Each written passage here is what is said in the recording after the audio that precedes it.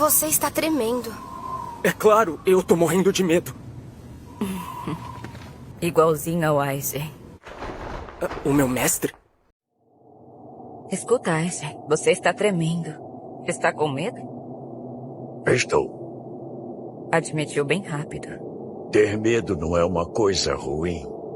Foi o meu medo que me trouxe até tão longe. Vocês tremem do mesmo jeito. Entendi. O meu mestre também teve medo. Eu só preciso de determinação.